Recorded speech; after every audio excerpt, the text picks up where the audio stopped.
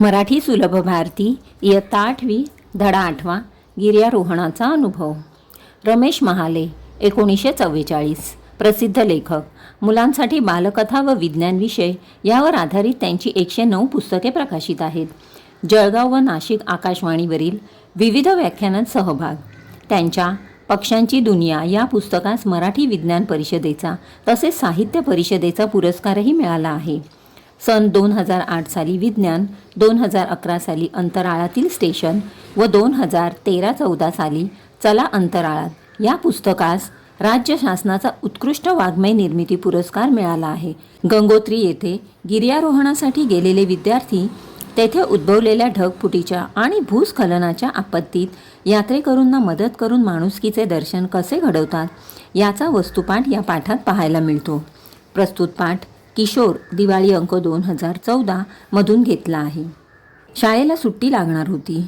ईशान विचार करत होता की ही सुट्टी कशी घालवायची. व्हिडिओ गेम खेळून त्याला कंटाळा आला होता. मित्रांबरोबर रोज क्रिकेट, फुटबॉल आणि बॅडमिंटनही खेळता येऊ शकणार होते. शिवाय त्याच रोमांचक कथा वाचण्यात त्याला विशेष गोडी नव्हती. ईशान विचार करू लागला, यावेळी सुट्टीमध्ये काहीतरी नवीन करावे, काहीतरी असे केले पाहिजे की सर्व कंटाळा नाहीसा होईल. परंतु बराच विचार करूनही त्याला सुट्टी घालवण्याचा योग्य पर्याय सापडत नव्हता. तेवढ्यात त्याला दिलासा मिळणारी घटना घडली. त्याला उत्तर काशीच्या गिर्यारोहण संस्थेकडून आपल्या कॉम्प्युटरवर एक ईमेल प्राप्त झाला. तोच ईशानच्या मित्रांनाही पाठवण्यात आला होता. गिर्यारोहण संस्थेने त्यांना आपल्या एका मोहिमेमध्ये सहभागी होण्याचे निमंत्रण पाठवले होते. वास्तविक ईशानला गिर्यारोहणाचा विशेष छंद होता. गिर्यारोहण आता त्याचा छंद राहिला नव्हता, तर त्याचे त्याला वेड लागले होते. त्याने आपल्या शहरातील एका प्रसिद्ध गिर्यारोहण संस्थेत आधीच प्रवेश घेतला होता आणि उत्कृष्ट प्रशिक्षणातून त्याला गिर्यारोहणातील बऱ्याच बारीक-सारीक गोष्टी समजल्या होत्या. त्याचे अनेक मित्रही याच संस्थेत गिर्यारोहण शिकत होते आणि त्यांनी ईशानबरोबर पहाडावर अनेक प्रशिक्षण कार्यक्रमात भाग घेतला होता. गिर्यारोहणाचा अनुभव खरोखर रोमांचक होता. आकाशाला स्पर्श करणारे उंच पहाड, विशालकाय खडक, हिरव्यागार घाटी आणि वेगानं वाहणाऱ्या स्वच्छ पाण्याच्या पहाडी नद्या ईशान आणि त्याच्या साथीदारांना साथ घालत होत्या. त्यांना जेव्हा संधी मिळेल तेव्हा ते आवश्यक उपकरणे आणि सामानाची बॅग घेऊन गिर्यारोहण करायला जात असत. उत्तर काशीच्या गिर्यारोहण संस्थेचा संदेश वाचल्यावर ईशान फारच खुश झाला. त्याने लगेच या निमंत्रणाची माहिती आपले मित्र धैर्य, प्रशांत, अमन आणि सक्षम यांना दिली. सर्वच मित्र फार खुश झाले. ते जणू सुट्टीत पहाडावर जाण्याची वाटच पाहत होते. शाळेला सुट्टी लागण्यापूर्वीच त्यांनी पहाडावर जाण्याची तयारी सुरू केली होती. शाळेला सुट्टी लागल्याबरोबर सर्व मित्र टॅक्सीने ऋषिकेशहून उत्तर काशीला पोहोचले.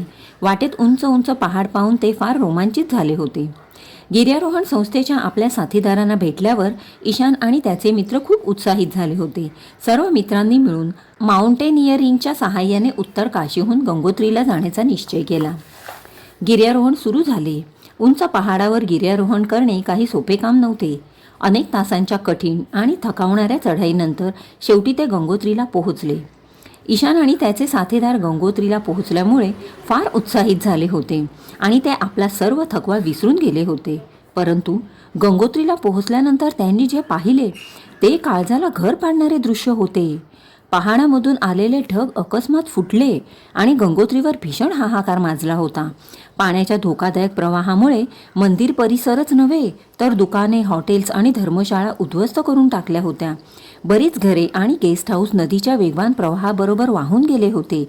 या भीषण तांडवामध्ये बरेच लोक मृत्युमुखी पडले होते. नदीने रौद्ररूप धारण केले होते. या तांडवात आपल्या आप्तेष्टांना गमावल्यामुळे लोक स्पुंदून रडत होते. भूस्खलन झाल्यामुळे ठिकठिकाणी अनेक तीर्थयात्री अडकले होते. ते बिचारे चारधाम यात्रा करायला निघाले होते, परंतु येथे त्यांना सर्वस्व गमवावे लागले होते. ईशान आणि त्याच्या साथीदारांनी पहाडावर हे सर्व पाहिले तेव्हा त्यांच्या अंगावर काटे आले आणि गिर्यारोहणाचा सर्व उत्साहच नाहीसा झाला. ईशान आणि त्याचे साथीदार ही परिस्थिती मूकपणे पाहू शकत नव्हते. अचानक तेथे भुकेने व्याकुळ झालेल्या एका मुलाने आपल्या वडिलांकडे बिस्किटांची मागणी केलेली ईशानने पाहिले.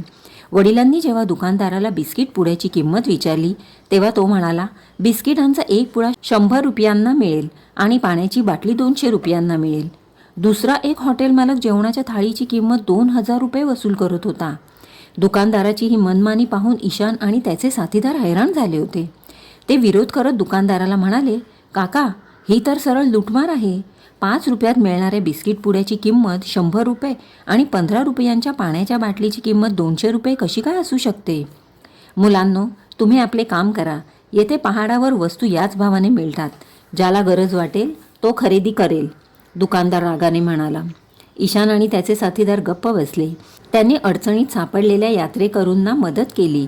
जखमी यात्रेकरूंवर प्रथमोपचार केले, त्यांची मलमपट्टी केली आणि औषधे दिली. हरवलेल्या यात्रेकरूंचा शोध घेण्यासाठी त्यांनी मदत केली आणि भुकेल्या मुलांना आपल्याबरोबर आणलेली फळे, बिस्किटे व पाण्याच्या बाटल्या दिल्या. संध्याकाळ झाली होती. ईशानला आता खूप भूक लागली होती. त्याच्या साथीदारांनाही भूक लागली होती. त्यांना विश्रांतीची गरज जाणवत होती.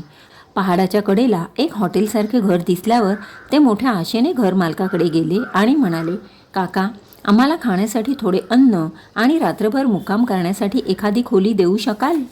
हो, परंतु जेवणासाठी 10,000 आणि खोलीचे भाडे 15,000 रुपये द्यावे लागेल, दुकानदार काहीशा रुक्ष स्वरात म्हणाला. ते ऐकून ईशान म्हणाला, परंतु काका, जेवणाची ही किंमत आणि खोलीचे भाडे फार जास्त आहे. मुला, जीव वाचवण्यासाठी ही किंमत तर काहीच नाही. जरा विचार कर, जर भूक लागल्यावर तुम्हाला जेवण मिळाले नाही आणि रात्रभर खुल्या आकाशाखाली झोपावे लागले तर तुमचे काय हाल होतील? तेवढ्यात अचानक मोठा आवाज आला. ईशान आणि त्याचे साथीदार आपापसात विचारविनिमय करत होते. अचानक पहाडावरील एक घर मोठा आवाज होऊन खाली कोसळले. सर्वजण पडलेल्या घरात दाबले गेले. ईशान आणि त्याचे साथीदार सर्व काही विसरून कामाला लागले. घरात राहणारे लोक देवदारच्या झाडात अडकले होते. ईशानला अशा परिस्थितीचा चांगला अनुभव होता. त्याने गिर्यारोहण संस्थेत पहाडावरून खाली पडलेल्या लोकांना बाहेर काढण्याचे खास प्रशिक्षण घेतले होते. तो जाड व मजबूत दोराच्या सहाय्याने खाली उतरला आणि अडकलेल्या त्या सर्वांना बाहेर काढले. ईशान व त्याच्या साथीदारांना ती रात्र पहाडावर घालवावी लागली. त्यांनी आपल्याबरोबर नायलॉनचा तंबू आणला होता. त्या आधुनिक तंबूत त्यांची कोणतीही गैरसोय झाली नाही.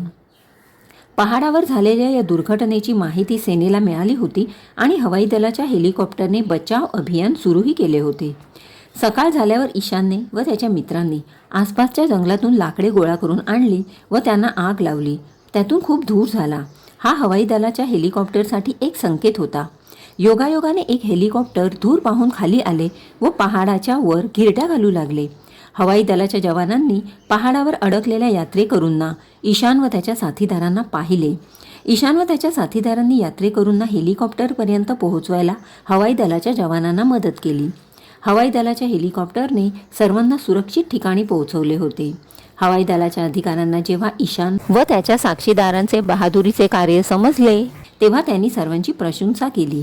एवढेच नव्हे तर त्यांनी या मुलांना वीरपदक मिळावे म्हणून राष्ट्रपतींकडे शिफारस केली. तिकडे ईशान आणि त्याचे साथीदार पहाडावर झालेल्या दुर्घटनेनंतर सुरक्षित घरी पोहोचले तेव्हा ते फार खुश झाले होते. गिर्यारोहणाचा हा अनुभव त्यांच्यासाठी कायम स्मरणात राहणारा होता.